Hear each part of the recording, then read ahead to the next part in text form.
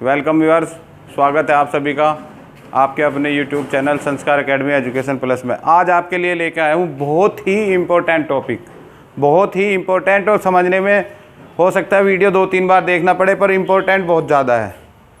तो इससे आप काफ़ी नदियों के बारे में, बांध के बारे में, और ये प्रयाग, कर्ण प्रयाग, देव प्रयाग, इनकी जो सिक्वेंशनल है ये सभी आप ध्यान से देख सकते हैं।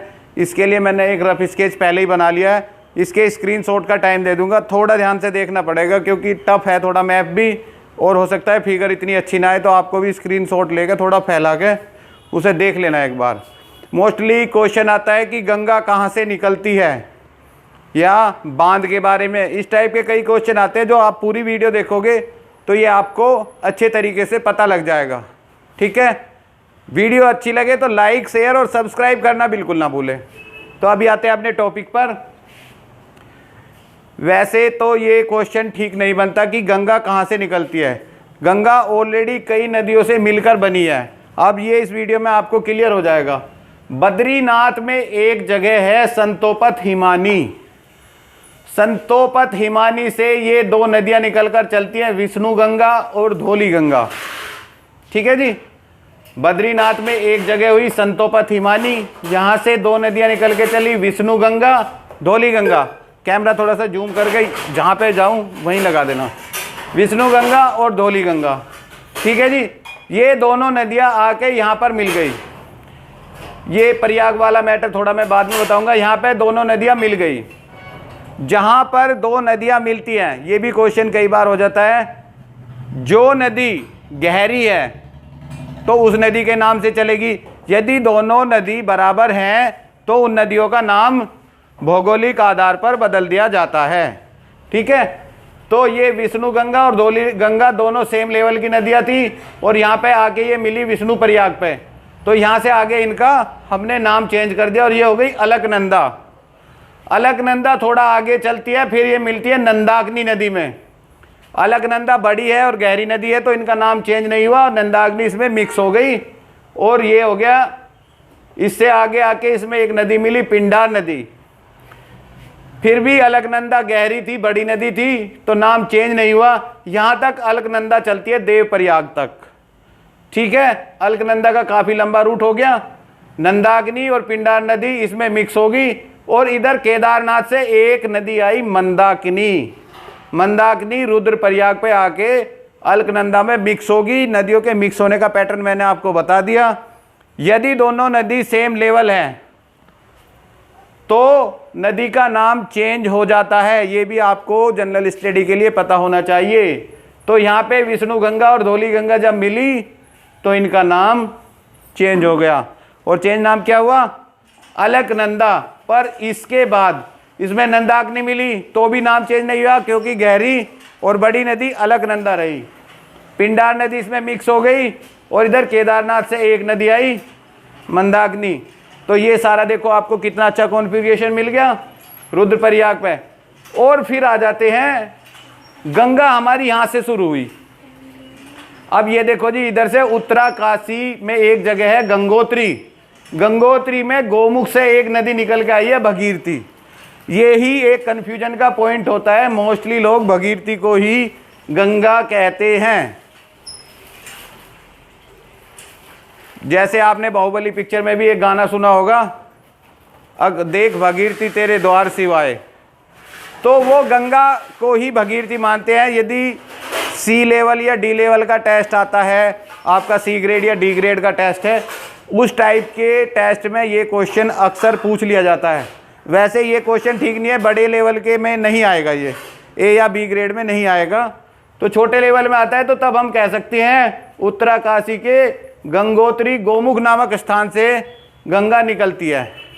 पर ये टेक्निकली गलत है, पर वहाँ पर हमें एक विकल्प छांटना होता है, तो हम गोमुख पर टिक कर सकते हैं। बड़े लेवल पे ये क्वेश्चन नहीं बनेगा बिल्कुल भी। गोमुख से जो निकलती है वो भगीरथी नदी निकलती है। ठीक है, भगीरथी में बीच में आके एक नदी है भीलांगना नदी। भीलांगना नदी भगीरथी में आकर मर्ज हो जाती है। ये मैंने पहले ही बताया था, जो गहरी और बड़ी नदी है यदि दोनों नदी बराबर हैं तो नाम चेंज हो जाता है। इसी प्रकार से यहाँ पर भगीरथी नदी बड़ी है तो बिलांगना इसमें मर्ज हो जाती है और आगे फिर भगीरथी ही चलती है। ठीक है, बांध का थोड़ा बाद में बताऊंगा, पहले गंगा से ही शुरू रहेंगे। तो यहाँ से आगे भगीरथी यहाँ पर देवप्रयाग में आके अलकनंदा में मिलती है। ठीक है, देवप्रयाग पर आकर अलकनंदा पर मिलने से यहाँ से आगे गंगा शुरू होती है। तो गंगा तो इतनी नदियों का एक ड्रेनेज सिस्टम है, गंगा कहीं से नहीं निकलती। पर मोस्टली सी या डी ग्रेड के टेस्ट में जब क्वेश्चन पूछा जाता है तो उसका मीनिंग भगीरथी से ही होता है और मोस्टली लोग भगीरथी को ही गंगा कहते हैं। तो यहाँ पे ये कन्फ्यूजन रहता है। तो आपको सी या डी ग्रेड के लिए उत्तराकाशी गंगोत्री नामक स्थान गोमुख से निकलती है। ठीक है, उसके लिए ये है। बाकी सारी नदियों का मैंने आपको खूब अच्छे तरीके से बता दिया।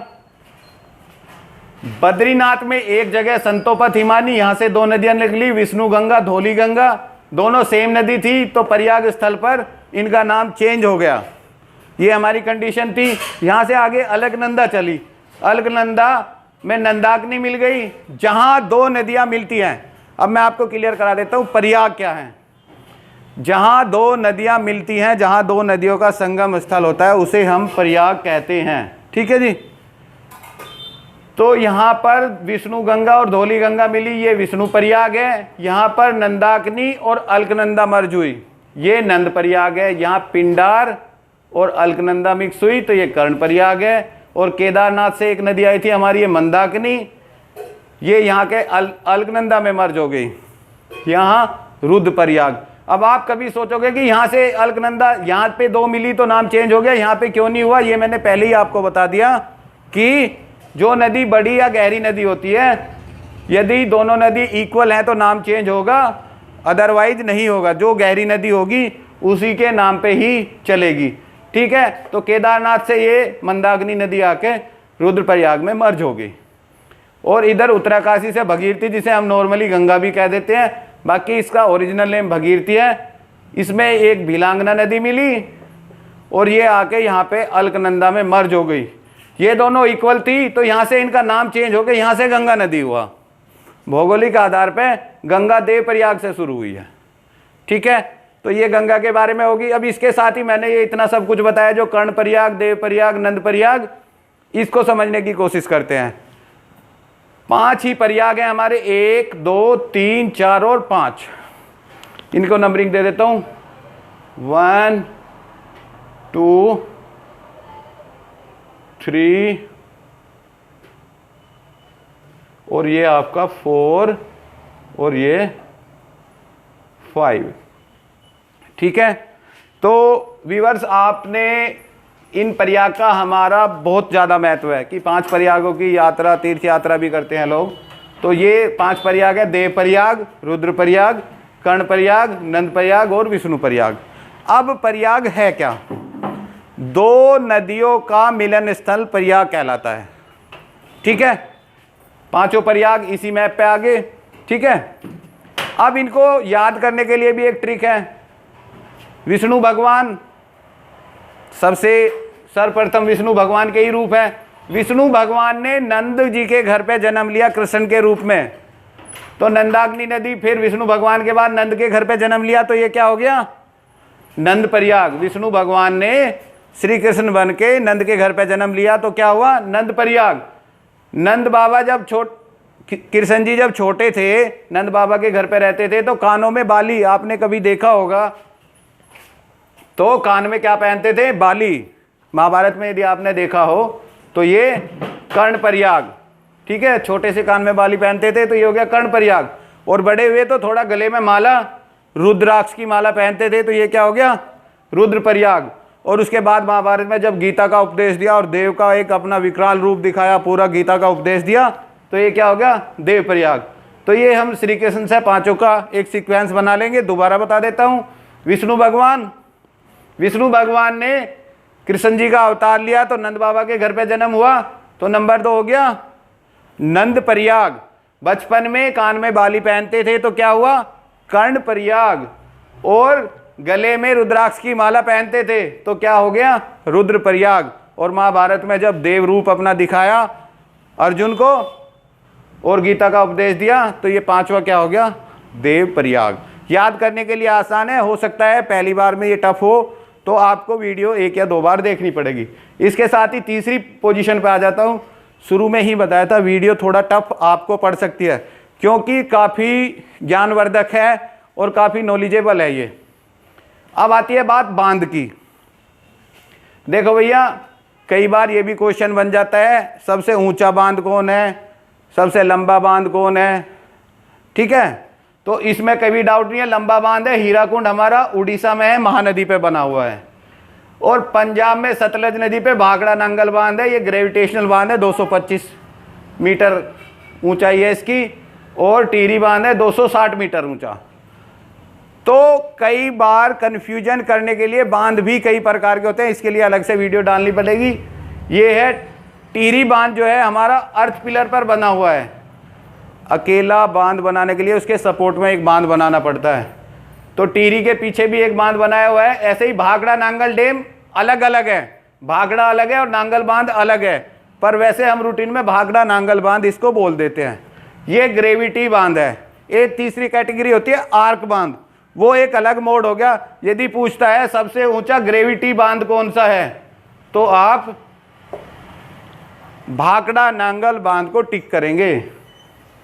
और वैसे कहता है कि सबसे ऊंचा बांध कौन सा है, तो टिहरी बांध को टिक करना पड़ेगा। यदि ग्रेविटी बांध आ जाता है, जैसे एक लड़का है और एक लड़की है, लड़की की हाइट है 5 फीट और लड़के की हाइट है 5.5 फीट। यदि कोई पूछता है कि सबसे ऊंची लड़की कौन सी है, सबसे ज़्यादा हाइट की लड़की कौन सी है, तो उस टाइम तो आपको 5 फीट वाले को ही टिक करना पड़ेगा। क्यों?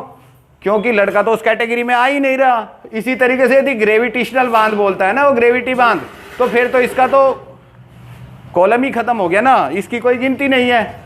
और यदि खाली बांध कहता है या कहता है भाई इनमें सबसे ऊंचा कौन है, तो फिर आपको लड़के वाले पे टिक करना पड़ेगा, 6 फीट वाले पे, ठीक है। तो इन दोनों में यही अंतर है। यदि कहता है खाली बांध, तो आपको टिहरी बांध पर टिक करना पड़ेगा।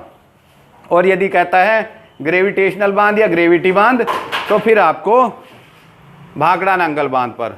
ये तो हो गया हाइट का मैटर, और ये दूसरा था लेंथ का। अब नदियाँ बनती कैसे हैं, नदियाँ का उद्गम स्थल, इसके बारे में थोड़ा सा और आपको डीपली बता देता हूँ। जैसे ही हम ज़मीन के लेवल पर होते हैं, ऊपर चलते हैं, तो जो जो ऊंचाई बढ़ती है तापमान घटता है, और जो हमारी हवा है इसमें नमी होती है। आपने कभी गर्मियों में दिखाई नहीं देगा, सर्दियों में जैसे मुंह से सांस लेते हैं या इस तरीके से शीशे पे या किसी उस पर करते हैं तो भाप जम जाती है, बिल्कुल क्लियर दिखाई देता है कि हवा में नमी है, हमारे सांस की जो हवा निकली है उसमें भी नमी है। इसी प्रकार से आप समझ सकते हैं कि एयर में जो है मॉइस्चर है। ये जैसे जैसे ऊपर बढ़ता है तो ठंडा हो जाता है, और ऊंचाई की जगह पे जैसे उत्तराकाशी, बद्रीनाथ, केदारनाथ, यहाँ काफ़ी ज़्यादा ऊंचाई होती है, तो ये ग्लेशियर बना देते हैं। ग्लेशियर क्या होता है? पहाड़ का पर्वत बना देते हैं।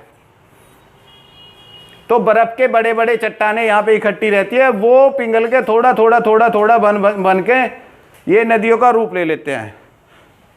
बर्फ़ पिघलती है टेम्परेचर से, और उससे पानी बन के ये बड़ी बड़ी नदियाँ बनती है। तो सब नदी ग्लेशियर से बनती है, ठीक है जी। तो अब आप एक बार दोबारा देख लें, बद्रीनाथ में एक जगह है संतोपत हिमानी, यहाँ से विष्णु गंगा और धौली गंगा 2 नदियाँ निकली। दोनों सेम नदियाँ थी, सेम गहराई की नदियाँ थी, तो इनका नाम बदल के यहाँ पे हो गया अलकनंदा। अलकनंदा आगे जाके नंदाकिनी नदी में मिली, और ये प्रयाग वाला मैटर मैं आपको समझा चुका हूँ, दोबारा एक बार बता दूंगा। नंदाकिनी अलकनंदा में मिली, नाम चेंज नहीं हुआ क्योंकि नंदाकिनी छोटी नदी थी। इसी प्रकार से पिंडार नदी मिली, केदारनाथ से एक नदी आई मंदाकिनी। तो काफ़ी ज़्यादा नदियाँ मैंने इसमें आपको समझा दी हैं, किसका कहाँ से उद्गम स्थल है, प्रयाग कैसे बनते हैं, प्रयाग का मैटर आपको समझा दिया। टिहरी बांध, और जी आपका सतलज बांध और हीराकुंड बांध, इन तीनों के बारे में बता दिया। बाकी आप वीडियो को एक बार दोबारा से देख लें, क्योंकि मुझे लग रहा है कि फर्स्ट अटैम्प्ट में ये क्लियर नहीं हो पाएगी, पर नॉलेजेबल है। आपको देखने से लग रहा होगा कि बिल्कुल हाँ इसमें अच्छी नॉलेज है। हाइट वगैरह इनकी सभी की लिख दी है, स्क्रीनशॉट का टाइम आपको मिल जाएगा। वीडियो अच्छी लगी होगी, बिल्कुल मुझे पूरा विश्वास है। लाइक, शेयर और सब्सक्राइब आप कर रहे हैं, फिर भी जो नए हैं वो ज़रूर करें, ठीक है।